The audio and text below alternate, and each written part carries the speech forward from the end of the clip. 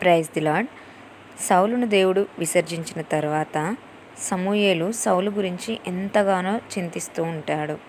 అప్పుడు దేవుడు సమూయేలుతో, ఎంతకాలం సౌలు గురించి బాధపడతావు? నేను సౌలును విసర్జించాను కదా, ఇక నువ్వు లే, తైలం కొమ్మును సిద్ధపరచుకో.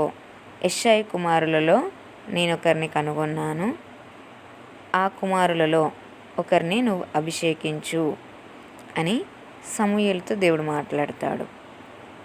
అదే మన లైఫ్లో కూడా ఎన్నోసార్లు ఒక విషయంలో దుఃఖిస్తూ బాధపడుతూ ఉంటాము, అక్కడే ఆగిపోతూ ఉంటాము.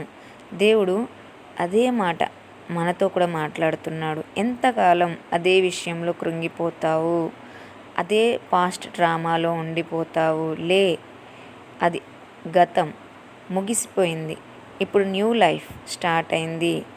కొత్తగా నిన్ను మరలా అభిషేకించబోతున్నాను. నీవు మరలా లేచి సిద్ధపడు. నీ జీవితంలో ముందుకు సాగిపో. ఆ పాత జీవితంలోనే ఆగిపోకు, అక్కడే నువ్వు కృంగిపోకు. నీ కొరకు నూతనమైన జీవితాన్ని నేను సిద్ధపరిచాను, నువ్వు దాని కొరకు నిలబడు అని దేవుడు మనతో కూడా మాట్లాడుతున్నాడు.